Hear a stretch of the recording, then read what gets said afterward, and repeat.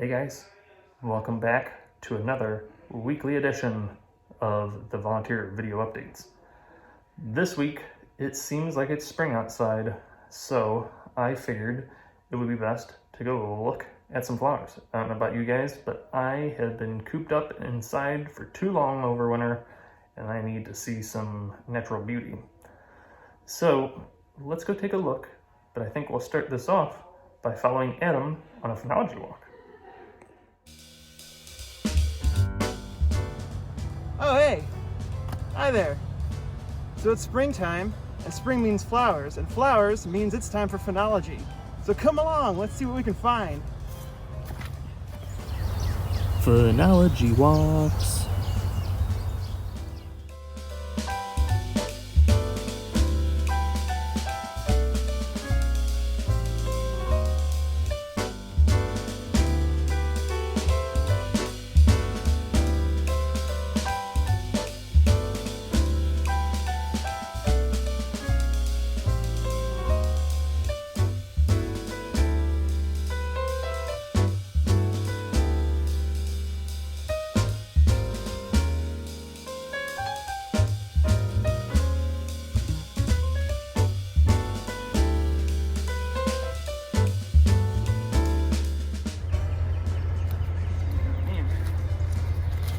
Lots of lesser celandine. That's not good.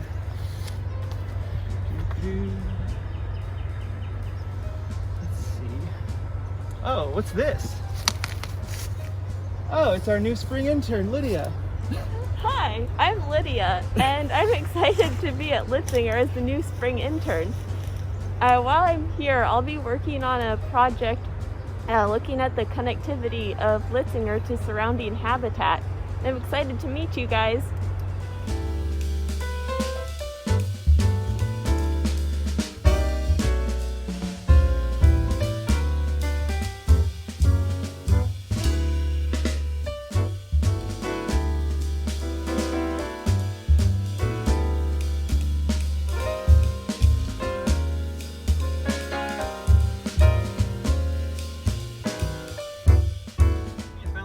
Stuff today.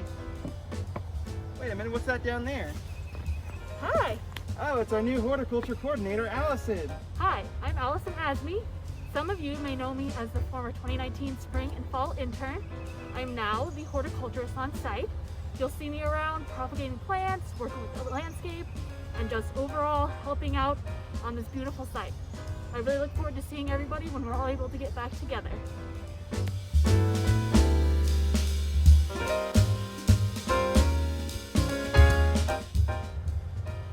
Well, we've got a lot of people showing up for our phenology walks now. We've got a full team.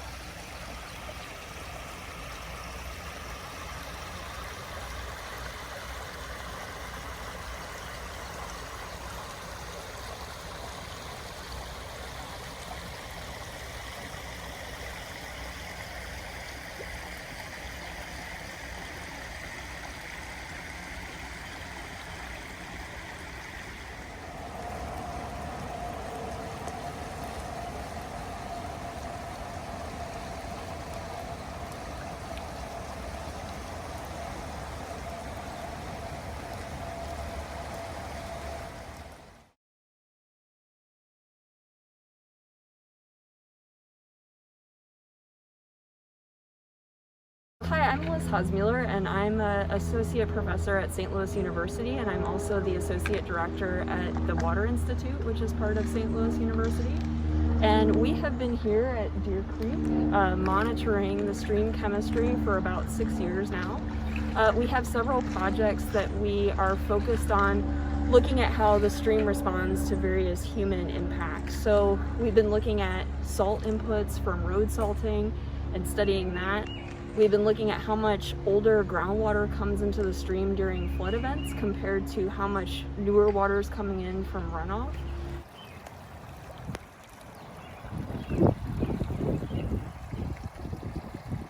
So over here, Carly Finnegan has been measuring things like optical brighteners, which are items that are added into wastewater from your detergents. So your detergents have these things that make your clothes whiter and brighter. And we use those chemicals as tracers of municipal waters like wastewater. We also use fluoride, which is put into drinking water for dental health, as a tracer of municipal drinking water getting into the stream. And so some of our results, we found that about 20% of the stream is made up of drinking water, about 15% of the stream is made up of wastewater. And so these are some of the studies that we've been focused on at Deer Creek. And then over here, Natalie Hernandez has been working on looking at continuous monitoring of water quality. So she's using a device that can do 5-minute intervals of measurements of things like the salinity of the stream, the dissolved oxygen content, which is important for fish, the temperature, and a host of other parameters that we've been measuring for about 5 years continuously in the stream to understand how Deer Creek has responded to these various perturbations.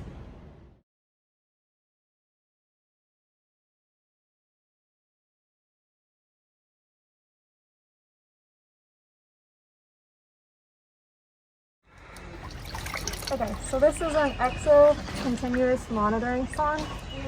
So we deploy this here in the creek, and it gives us continuous data every 5 minutes, as long as it's running from when we start the deployment to coming back and getting the data with this computer. So we use that for continuous data on things like temperature, water chemistry parameters like amount of chloride, and other things, just to keep track of what the water chemistry is like in the creek over a long period of time. So we've had a continuous monitoring sonde out here since 2015 at different intervals, but we have long-term data of water chemistry in the creek from it. So this is the installment that we deploy the EXO in. It's continuously monitoring data. We just slide it down in here, and then we lock it in place with this lock. And this is where it sits and collects data of the creek. So this is an auto sampler. It's not fully set up right now, so this is what it looks like underneath the hood. But this takes samples every certain period of time that we set it. So we'll set it for like every 20 minutes during a flood event. And the continuous device that we showed earlier like takes data, but this takes actual water samples. So this is like the type of bottle. It'll fill up this bottle every interval that we program it, and then we'll have this water that we can then run other tests on in the lab. So I'm going to be using this auto sampler to get water samples to test for microplastics for my geochemistry project. And this tubing runs down to the creek over there. And so that's how it's going to collect the floodwaters for me.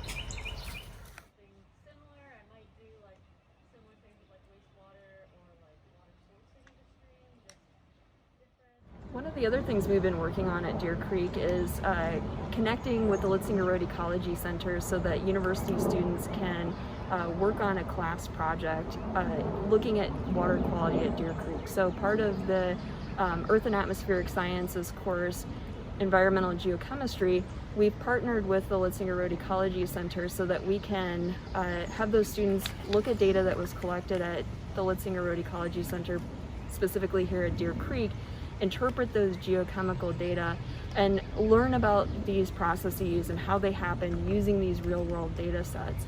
And so our students are going to be presenting to the Litzinger Road Ecology Center, and so everyone's welcome to watch what they've done. And so this is one of the ways we've been connecting our work not only to the research community, but also to our undergraduates at St. Louis University. And like Liz said, please join us on April 22nd, which is a Thursday at 9:30 a.m. For an enrichment with her students featuring topics ranging from microplastics in the creek to wastewater leaks. So please join us for that and help her students get some much needed experience in talking to the general public about these important topics. Thanks guys, see you then.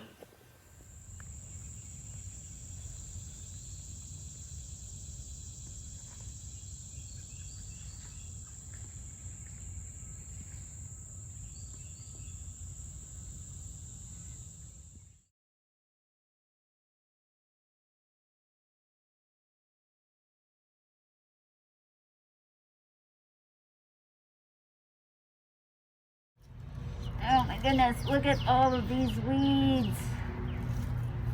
Sometimes it's really hard to tell what should stay and what should go. But lots of these little purple guys. Let's go see if we can figure out who we're dealing with here.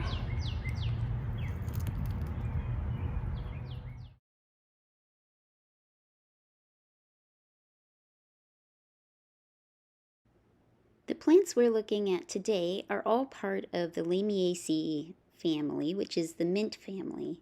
This is a big family that has a lot of common garden herbs as well as some of our native plants in it.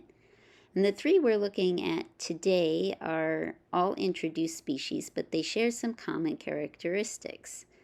They have irregular flowers, which means they're not symmetrical all the way around, with two lips. So there's kind of an upper lip and a bottom lip on their flowers.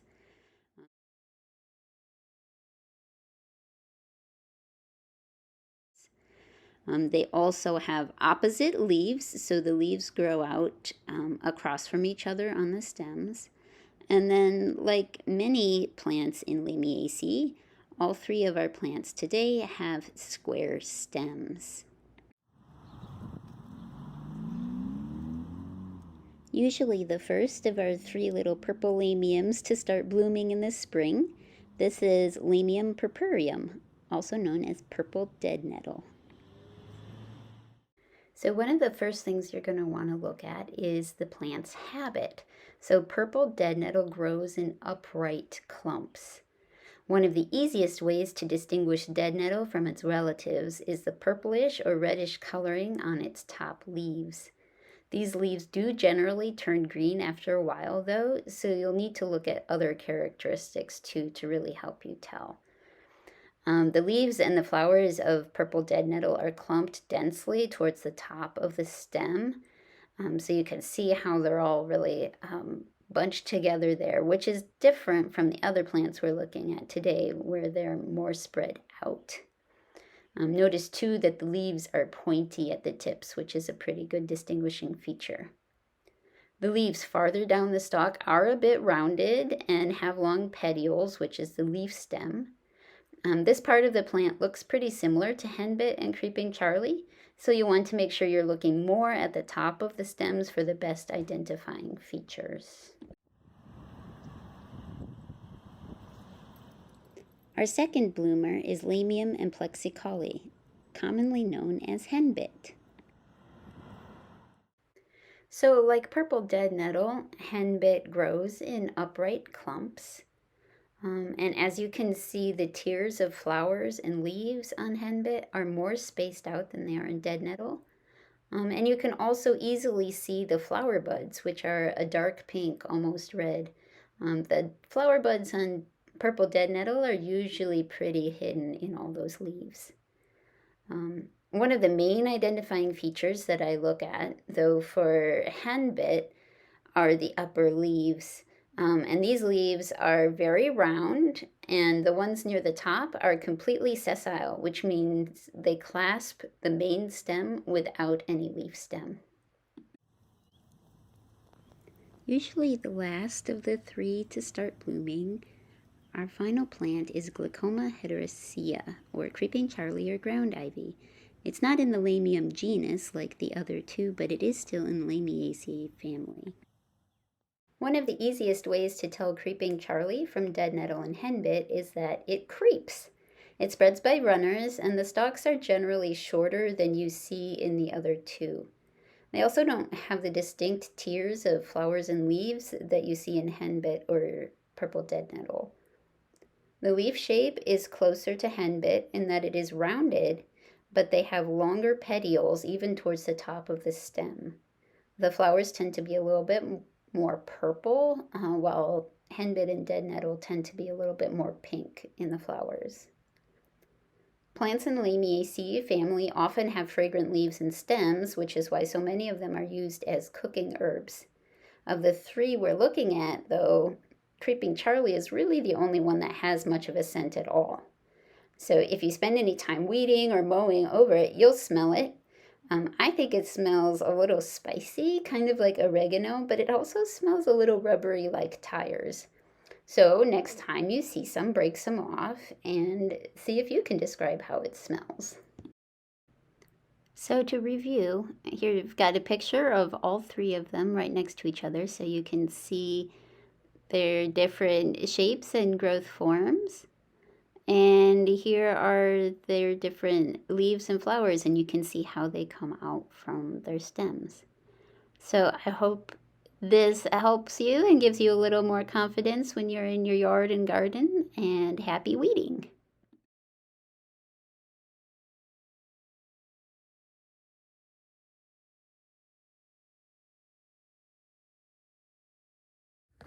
Hello, dear volunteers. I miss you all so much, and thank you for your remembrances that you have sent to me and Laurie. I hope to see you soon.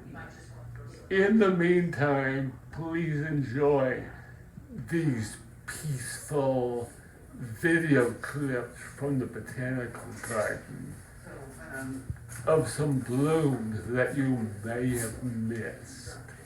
Enjoy!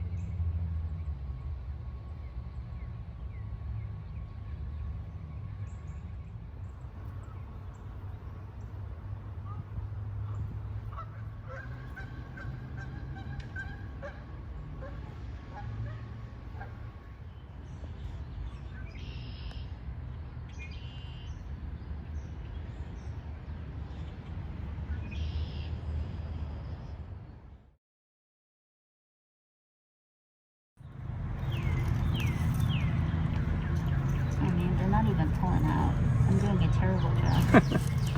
Oh, we got some chickweed too. All right, action.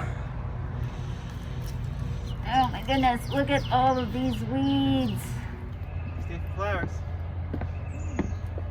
Oh, hey, what's down there? Oh, it's our new horticulturist, Allison. Hey, All right, action. Wow, our phenology walks are getting really full. We've got a full team.